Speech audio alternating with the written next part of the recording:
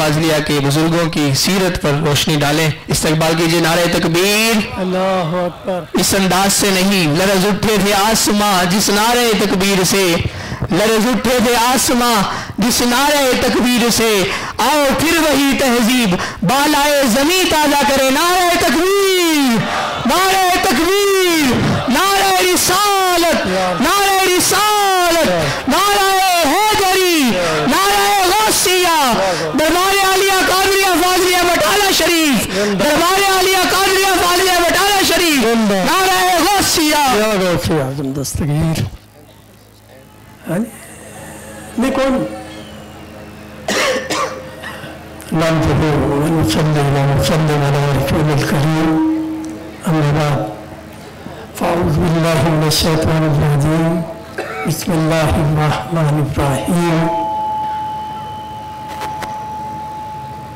إن الفضل بيد الله يؤتيه من يشاء. صدق الله العلي العظيم وصدق رسوله النبي الكريم. ربي اشرح لي صدري ويسر لي امري واحلل عقدة من لساني يفقهوا قولي. آمين ثم آمين.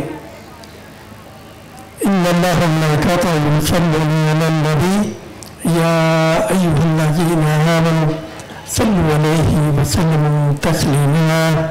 الصلاة والسلام عليك يا سيدي يا رسول الله وعلى آلك وصحابك يا سيدي يا حبيب الله. سب تعریف ہے اللہ تعالیٰ کے لیے. تمام سجدے عبادتیں تعریفیں اس باری تعالیٰ کے لیے، اور بے شمار درود و سلام نبی کریم صلی اللہ علیہ وآلہ وسلم آپ کی ذات ببرکات پر، اور ہزاروں رحمتیں و برکتیں اولیاء امت و علماء اہل سنت پر، اور آپ تمام حاضرین سامعین کی خدمت میں السلام علیکم. قبلہ ڈاکٹر صاحب کے معیت میں اور ان کی موجودگی میں بیان کرنا بڑا مشکل ہے، کیونکہ مجھے اپنی کم علمی کا احساس ہے. لیکن یہ چونکہ موقع ہے اور میرے لیے سعادت اور شرف ہے کہ آج کے دن ہم حضور سیدنا غوث اعظم رضی اللہ تعالیٰ عنہ آپ کے بارے میں کچھ آپس میں بات کریں، کیونکہ ہم سب عقیدت مند ہیں اور محبت کرنے والے ہیں. اللہ تعالیٰ نے قرآن پاک میں واضح طور پر فرمایا کہ ان الفضل بید اللہ، کہ جو فضیلت ہے نا یہ اللہ کے ہاتھ میں ہے. وَيُؤْتِي مَن يَشَاءُ، وہ جس کو چاہتا ہے وہ فضیلت عطا فرما دیتا ہے. اللہ تعالیٰ نے فرشتوں کو پیدا فرمایا، لیکن 4 فرشتے سب سے زیادہ، آپ سب کو علم ہے، میں تفصیل بیان نہیں کروں گا. انبیاء کرام 1,24,000 کو پیدا فرمایا، لیکن 4 نبی صاحب کتاب، پھر ان میں جو مقام نبی پاک صلی اللہ علیہ وسلم کا ہے کسی کا نہیں. فرشتوں میں اسی طرح جبریل علیہ السلام کا جو مقام ہے کسی دوسرے فرشتے کا نہیں. اسی طرح اللہ تعالیٰ نے کتابیں نازل فرمائی، 4 کتاب، لیکن جو قرآن کو مقام ہے وہ کسی دوسرے کو مقام حاصل نہیں.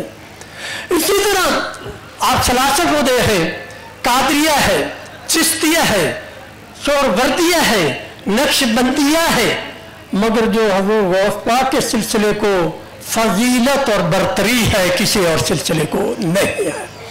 یہ مقام ہے آپ کیوں؟ اللہ جسے چاہتا ہے اسے فضیلت عطا فرما دیتا ہے، اور جس کو اللہ فضیلت عطا فرما دے اور اس کے بندوں میں سے اس پر کچھ کوئی اعتراض کرے یا اس کو تسلیم نہ کرے تو اپنے بارے میں خود ہی فتویٰ قائم کر لے کہ وہ کہاں کھڑا ہے.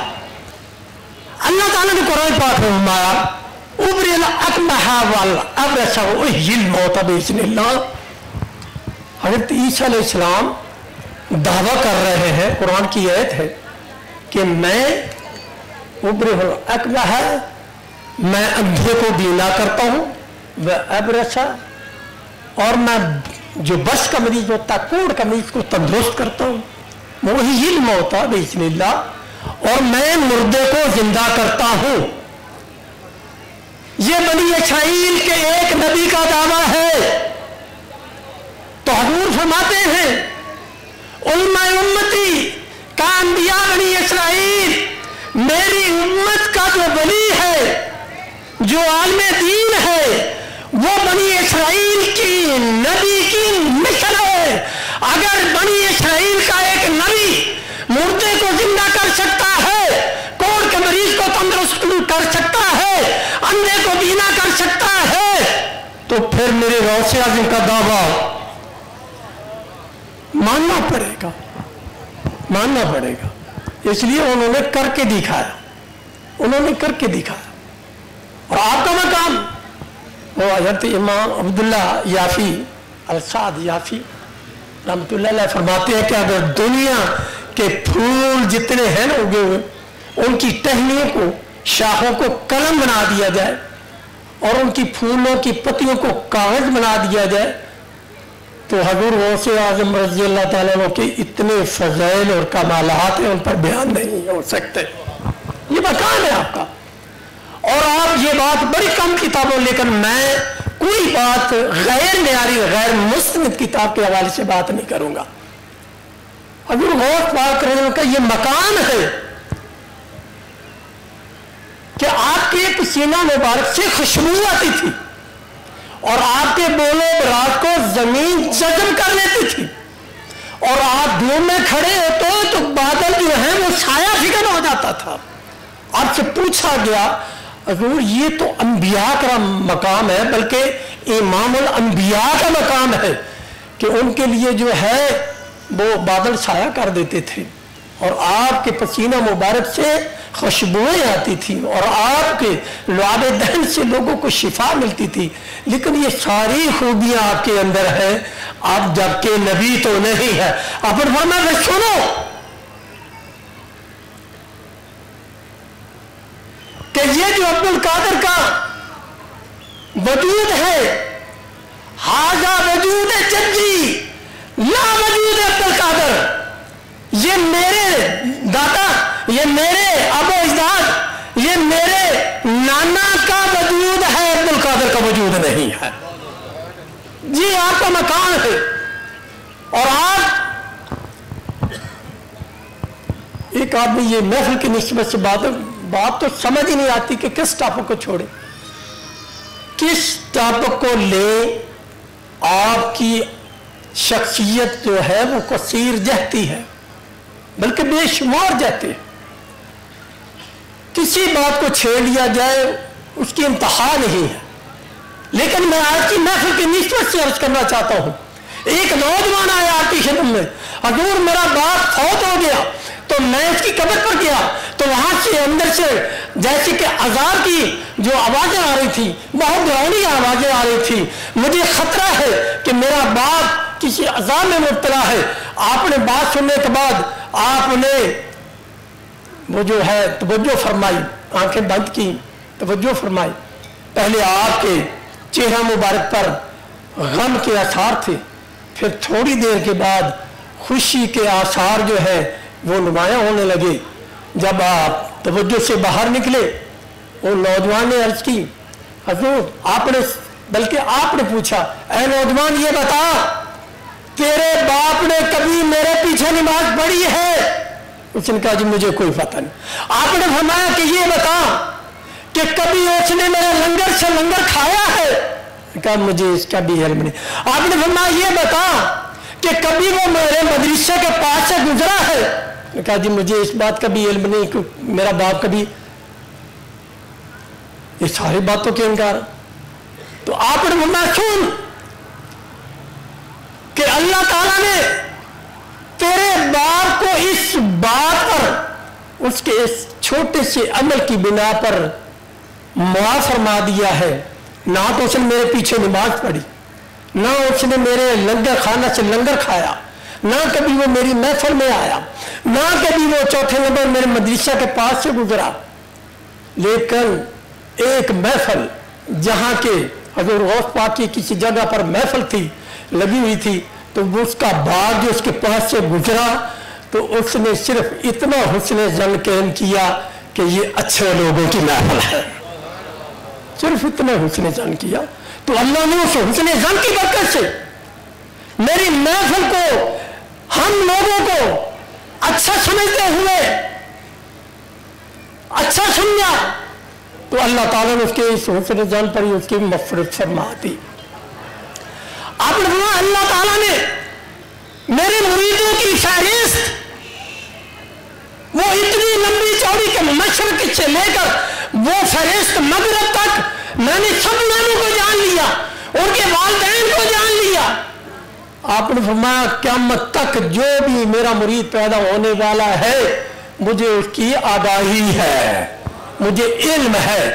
मैं खुद इस बात पर यदि इस तरफ तबीयत आती है कि क्यों ना माने हम कि वो शख्सियत जो अभी मां की गोद में हो, लोग चांद के तलू होने या ना होने की खबर लेने के लिए उनकी वालिदा के पास आए कि हुजूर ये बताएं कि आज अब्दुल कादर ने सुबह से दूध पिया है कि नहीं पिया।